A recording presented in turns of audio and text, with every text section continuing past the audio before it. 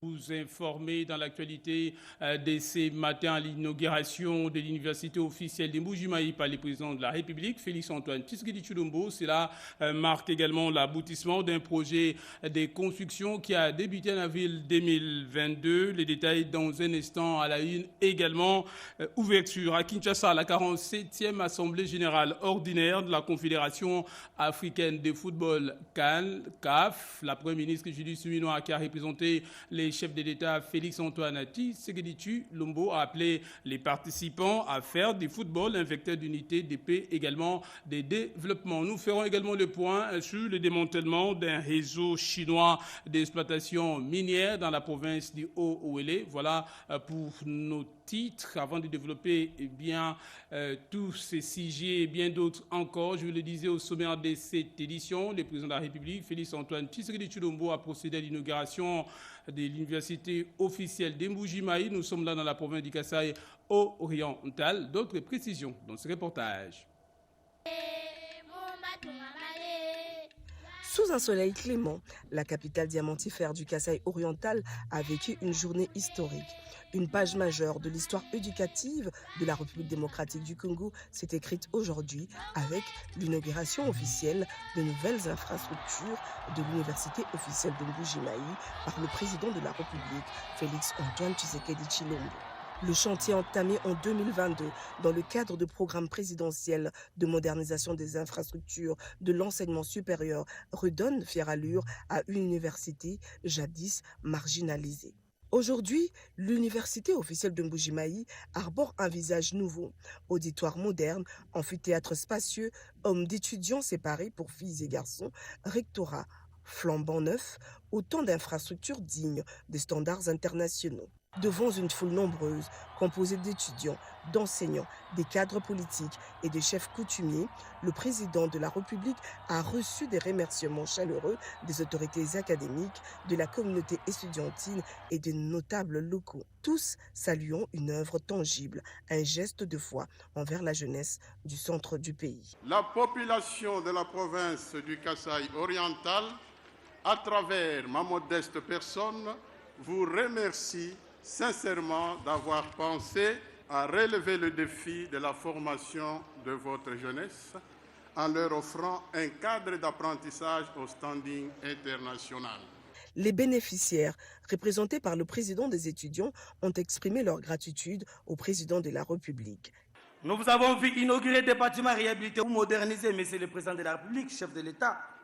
Mais permettez-moi de vous affirmer qu'ici, chez nous, dans la province du Kasaï oriental, vous avez construit là où rien n'existait. L'inauguration de ces bâtiments vient essuyer la honte qui couvrait les étudiants de l'UEM, considérés comme des étudiants nomades. Le recteur de cette université n'a pas manqué de mettre l'accent sur la maintenance de ce bijou. Je viens de publier une petite brochure intitulée « Du vin nouveau dans les outres neuves ».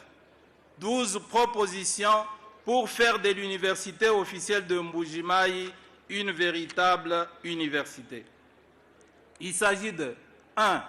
Assumer l'essence européenne de l'université. 2. Être une université au cœur de la société. 3. Être une université scientifiquement complète. 4. Assainir le monde universitaire mbujimayen. 5. Professionnaliser et contrôler la gestion. 6. Entretenir et protéger les acquis. 7. Poursuivre et étendre la modernisation. 8. Avoir un corps académique solide. 9. Démassifier et élitiser l'université. 10. Militariser la résidence estudiantine. 11.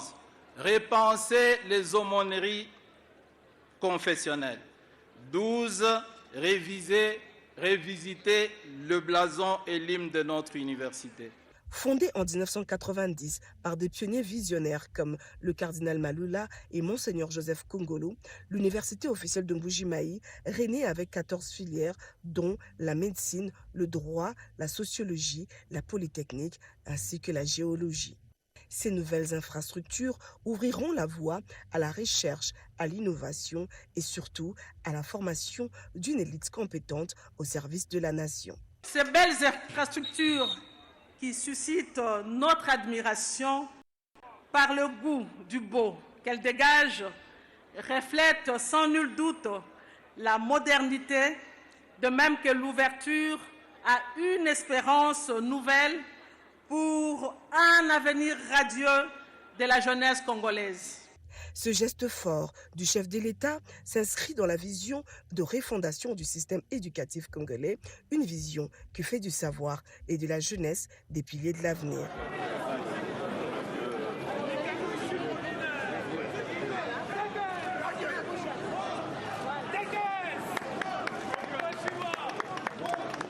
L'UOM entre dans une nouvelle ère de responsabilité, de discipline, de patriotisme et d'ambition.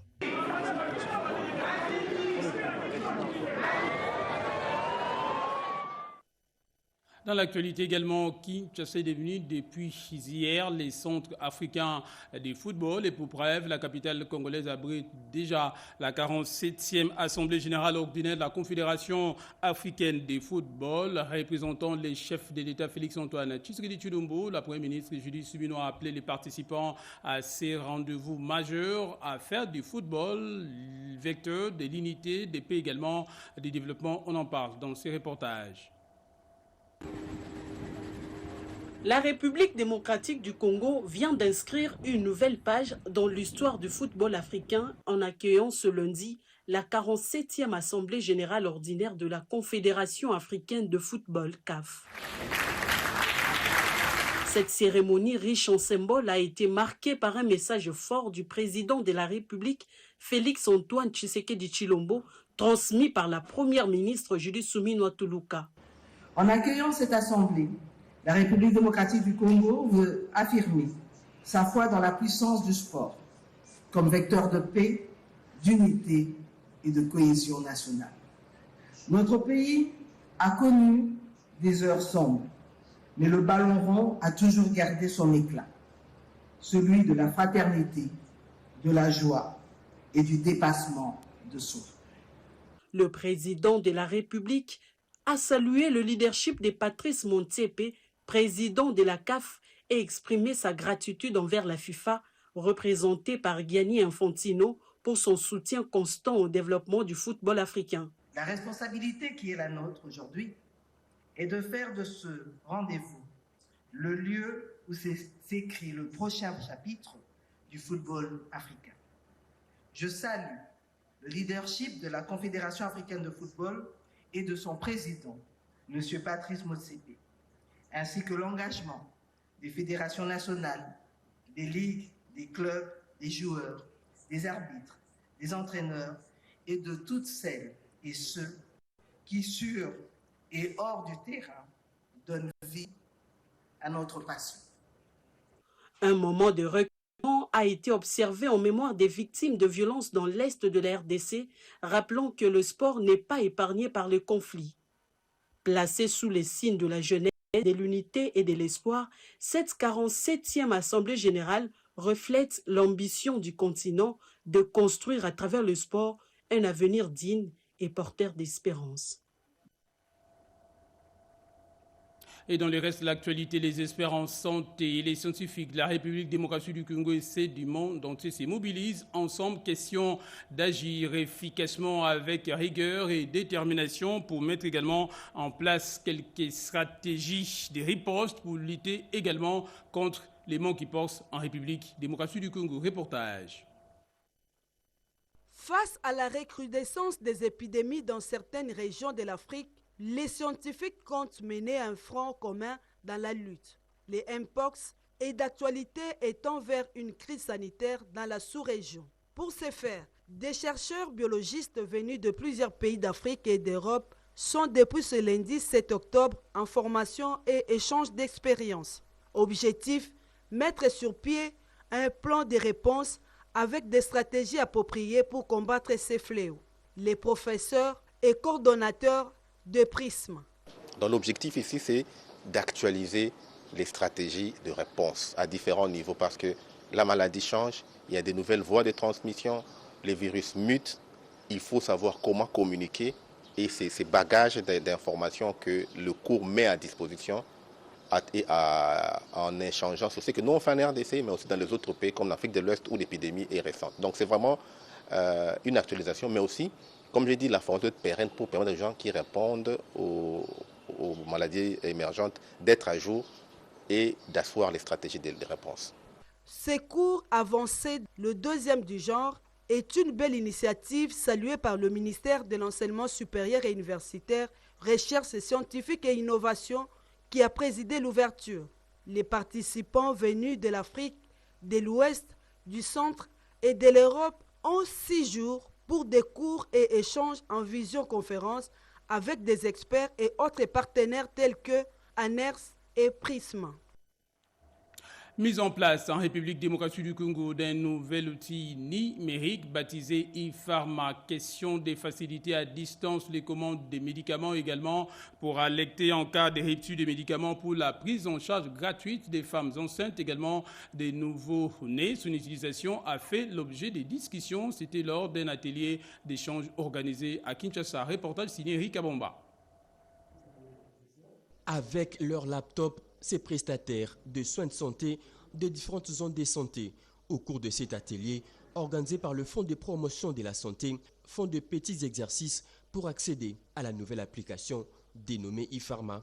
Un nouveau dispositif mis en place par le gouvernement congolais pour alerter sur le manque de médicaments ou faire des commandes pour une meilleure prise en charge des femmes enceintes et des nouveau-nés.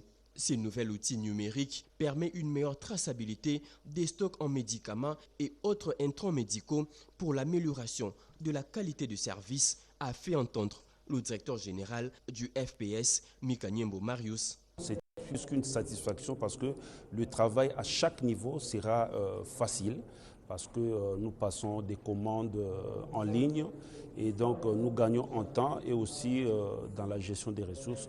Cette formation de 3 jours, dispensée par l'Agence nationale d'ingénierie clinique et du numérique de la santé, vise aussi à améliorer le processus d'approvisionnement en médicaments, a lâché le secrétaire général intérimaire de la santé. Les outils d'une application numérique qui va sûrement essayer de résoudre un gros problème qui a existé autour de la gestion des approvisionnements et la gestion des stocks de médicaments et intrants et autres qui nous servent pour offrir les soins de santé de qualité à nos populations. Après Kinshasa, le Fonds de promotion de la santé compte étendre ce genre de formations dans la province du Congo central et Kasaï oriental, dans les soucis de faciliter l'utilisation de ces nouveaux logiciels.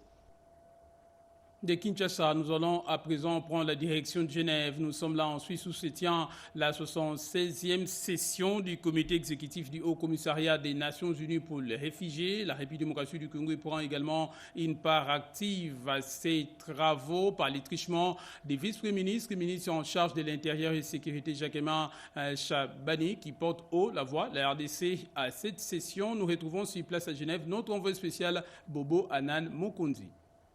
Dans son allocution, le vice-premier ministre, ministre de l'Intérieur et de la Sécurité, Maître Jacquemin Chabani, a salué la collaboration exemplaire entre le gouvernement congolais et les HCR, tout en alertant la communauté internationale sur la situation préoccupante des réfugiés congolais. L'année dernière, du haut de cette chaire, mon gouvernement avait peint le contexte difficile dans lequel les interventions humanitaires se déroulent en République démocratique du Congo. Malheureusement, à ce jour, cette situation est loin de s'améliorer au regard de la crise multiforme et diversifiée à laquelle l'Est de mon pays, principalement, est confronté. Il a également insisté sur la nécessité d'un rapatriement volontaire, organisé et sécurisé des réfugiés congolais vivant dans les 9 pays voisins, tout en rappelant les efforts du gouvernement pour la paix, à travers notamment l'accord de Washington, le processus de Doha et le communiqué conjoint tripartite signé à Addis Abeba en juillet 2025 entre la République démocratique du Congo, les Rwanda et les HCR sur les retours volontaires des réfugiés. La République démocratique du Congo héberge 512 680 réfugiés. À ce chiffre s'ajoutent 5 780 000 personnes déplacées internes et 1 224 551 réfugiés congolais qui ont trouvé asile dans les pays voisins. La participation de la République démocratique du Congo à cette session traduit la volonté constante du gouvernement congolais sous le leadership du président de la République, Félix-Antoine Tshisekedi Tshilombo, de renforcer la coopération internationale, de protéger les populations déplacées et de promouvoir des solutions durables fondées sur la paix, la sécurité et la dignité humaine. Restons toujours en dehors de nos frontières, plus précisément au Maroc, où le ministre en charge de l'économie nationale, Daniel Mokoko Samba, a représenté la République démocratique du Congo au 40e anniversaire du forum Crans-Montana. Au cours de cette rencontre, il a été honoré du prix de la Fondation Crans-Montana édition 2025. Reportage. La remise de cette distinction au vice-premier ministre, ministre de l'économie nationale Daniel Mokoko Samba, par la Fondation Crans-Montana pour son engagement dans la transformation économique de la RDC a constitué l'un des temps forts et solennels de la 40e édition du forum qui a placé l'Atlantique au cœur de non plus comme un simple océan, mais un trait d'union reliant 4 continents et désormais la Méditerranée. Pour le président de la Fondation Crans-Montana, Jean-Paul Carteron, ces prix visent à distinguer les grandes figures modernes œuvrant pour la paix, la liberté, la démocratie et la dignité humaine. Dans son approche, Daniel Mokoko veut faciliter la connexion entre les acteurs du secteur public et privé au monde. Raison pour laquelle il s'est fait accompagner des membres de la FEC et de la directrice de l'Agence nationale de promotion des investissements, ANAPI, un acteur clé pour l'accompagnement des investisseurs. La directrice de promotion, Gisèle Chamala, a reconnu que cette plateforme est bénéfique pour son établissement. L'ANAPI accompagne le vice-premier ministre, ministre de l'économie, pour pouvoir justement orienter les investisseurs, leur donner les informations nécessaires en matière d'investissement. Représentant la FEC, Antoinette Ntumba Mangala a affirmé avoir arraché des contacts importants pour la RDC. Aujourd'hui, la RDC se présente comme un pays solution. Beaucoup d'entrepreneurs intéressés par la RDC, beaucoup d'opportunités pour la FEC. Au cours de cette édition de 2025, ce forum a regroupé plusieurs décideurs du monde des affaires. Daniel Mokoko Samba a rappelé que le gouvernement congolais tient à accélérer les processus d'industrialisation du pays en s'appuyant sur son potentiel énergétique, estimé à 100 000 MW, issus principalement de ses ressources hydroélectriques. Et en mission à Kisangani, le ministre national de l'Emploi et du Travail, Ferdinand Massamba a effectué une visite surprise au sein des entreprises dirigées par le Chinois et également autres opérateurs indo-pakistanais dans cette partie du territoire national. Question de s'assurer des conditions de travail des citoyens congolais dans ces installations et surtout de leur santé et bien-être. On en parle dans ce reportage signé Willy Atunakov Kapomba. Voilà.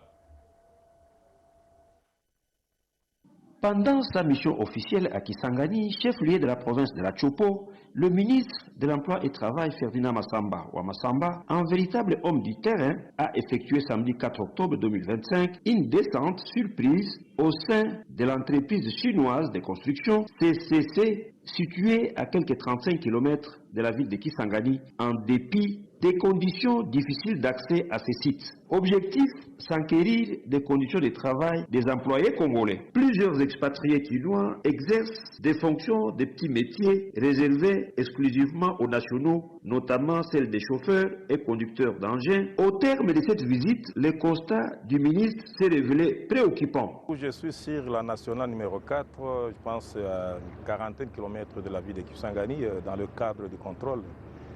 C'est un constat toujours amer.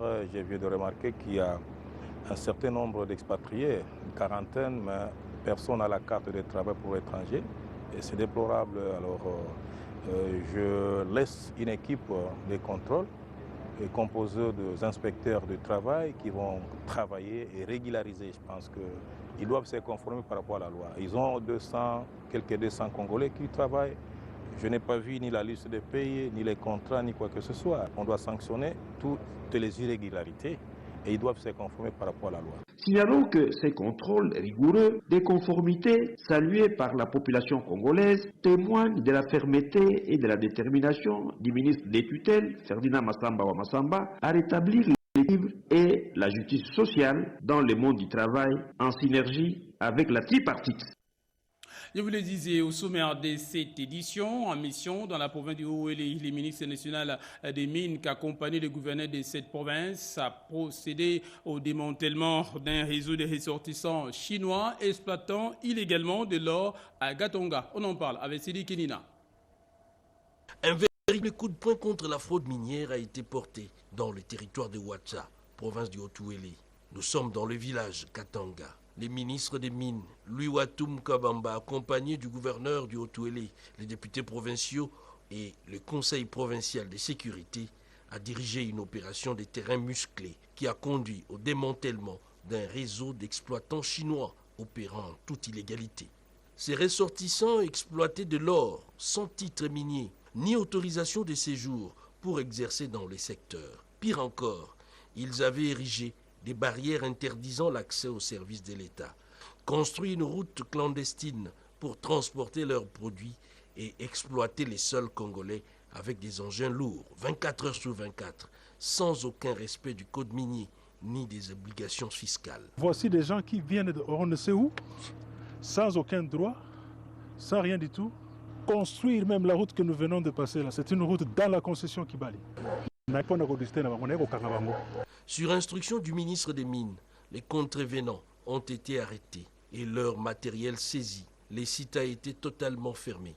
Vu du ciel, les dégâts sont visibles. D'immenses cratères défigurent la zone, preuve d'une exploitation industrielle sauvage qui aurait fait perdre des millions de dollars à l'État congolais. L'impunité est terminée, a déclaré le ministre Louis Watoum, soulignant par ailleurs que cette opération n'est que le début d'une traque nationale contre l'exploitation illégale des ressources naturelles.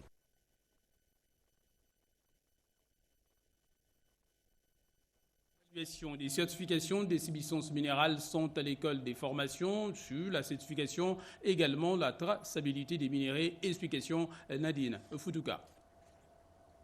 Le personnel du Centre d'expertise, d'évaluation et de certification de substances minérales a renforcé ses compétences en matière de certification. C'est pour répondre aux exigences de la gouvernance minière que le staff du CEC a initié cette formation. Les bénéficiaires ont salué cette initiative de les former en vue de booster leurs compétences. Avec le module de traçabilité et la due diligence, nous avons appris comment les minéraux peuvent cheminer du puits jusqu'au point de l'exportation. Nous devons faire usage des normes établies pour la bonne gestion des minéraux produits au Congo. Pour le directeur général de cet établissement public de l'État, Freddy Mwamba-Koniku, cette formation traduit la volonté de bâtir un avenir fondé sur l'innovation et la transparence. Cette formation a permis à certains agents et cadres du centre de s'approprier des modules essentiels, notamment la traçabilité et la diligence raisonnable, les correspondances administratives, les traitements de données statistiques et l'utilisation de la plateforme e-Trace. Le président du conseil d'administration, Daf Kalimba Kachama, a salué l'initiative de la direction technique qui s'appuie sur la vision du conseil d'administration. Cette formation traduit notre volonté de doter l'institution d'un capital humain compétent, capable de répondre aux exigences techniques, réglementaires et opérationnelles dans le secteur minier. L'entreprise s'est engagée dans l'implémentation des infrastructures de pointe comme les laboratoires. Tout à fait autre chose, les centres culturels et artistiques pour le pays d'Afrique centrale servaient de cadre à l'avant-première de la projection des films Munganga. Entendez, c'est lui qui soigne. Le ministre de la Communication et Médias, porte-parole du gouvernement, Patrick Mouyaya, a représenté la Première ministre Judith Suminwa lors de cette activité. On en parle dans ce reportage. Le grand centre culturel de Kinshasa, image de l'Afrique qui avance, a accueilli la projection du film Munganga, une œuvre poignante qui retrace les massacres perpétrés dans la partie est de la République démocratique du Congo Et dans ces documents visuels, il y a également les personnages centraux autour de qui les femmes victimes des viols, des guerres, viennent trouver guérison et refuge. Le docteur Denis Mukwege. L'événement a rassemblé de nombreuses autorités et personnalités, tant civiles que politiques, venues témoigner leur solidarité et leur engagement face à cette tragédie qui dure depuis plus de 3 décennies. Parmi les personnes qui se sont exprimées du haut de la tribune figure le ministre de la Communication et Médias, porte-parole du gouvernement, Patrick Mouyaya. Ces films peuvent aussi être considérés comme un instrument de sensibilisation, de mobilisation, parce qu'il décrit non pas seulement les horreurs vécues, mais il rappelle l'histoire. Il donne les vraies motivations de la guerre, le pillage, mais il rappelle aussi la nécessité pour nous aujourd'hui de nous lever pour la justice. Ce fut un moment chargé d'émotions, mais aussi d'interrogations profondes sur les causes de ces génocides silencieux et les moyens concrets d'y mettre fin. Lors du débat qui a suivi la projection, la présidente nationale de l'ONG ELCOS, Odiane Lokako, dont la présence a été particulièrement remarquée, à la communauté, tant nationale qu'internationale, sur la condition de la femme dans des zones de conflit. Je pense que nous avons tous été émus de voir l'atrocité dans laquelle on viole les femmes. On donne toujours des chiffres, autant de millions de personnes, autant de morts. Mais quand on les voit dans une image, ça nous touche profondément. Il faut donc une mobilisation collective pour que justice soit rendue et que la mémoire des victimes soit honorée.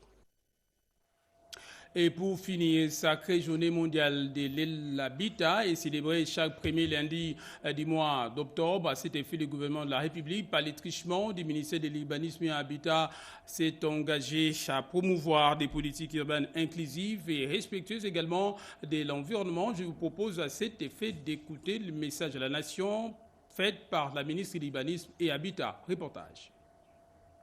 Aujourd'hui, la République démocratique du Congo s'est joint à la communauté internationale pour célébrer la Journée mondiale de l'habitat.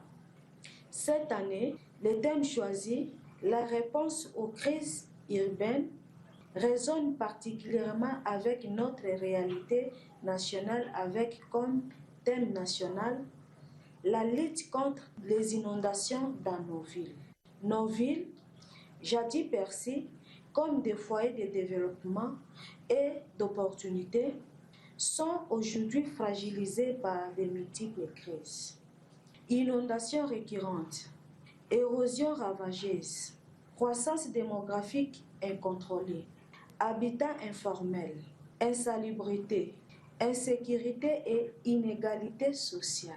Ces crises affectent directement la vie de nos populations, détruisent des infrastructures essentielles et accentuent la vulnérabilité de nos communautés. Face à cette situation, nous devons bâtir une vision urbaine nouvelle, prévenir et anticiper grâce à une planification urbaine moderne, une gestion foncière rigoureuse et une meilleure protection de l'environnement. Répondre et protéger en construisant des abris temporaires décents et en réhabilitant rapidement les infrastructures touchées.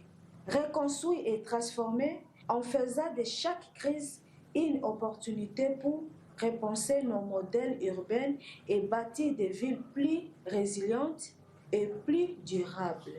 Ensemble, transformons nos villes non plus en espace de crise, mais en pôle d'opportunités, de dignité et de bien-être pour tous. Et c'est ainsi que se referme complètement cette première édition du journal sur notre antenne. Merci à vous de l'avoir suivi où que vous soyez dans le monde. Merci également à nos équipes, à la rédaction et à la régie, particulièrement à Jonathan Moubalama, Mamita Bangoulou, Didier Diawa, Alain Sodi, Papi Voueli ainsi qu'Eric Joké, grâce à qui nous avons pu vous informer le tout sous la supervision de Jacques Kababa Sedouga. Les prochains rendez-vous avec l'actualité, c'est tout à l'heure à 13h30 avec Louisette Ntsagala. La présentation, moi, je vous dis merci et à demain.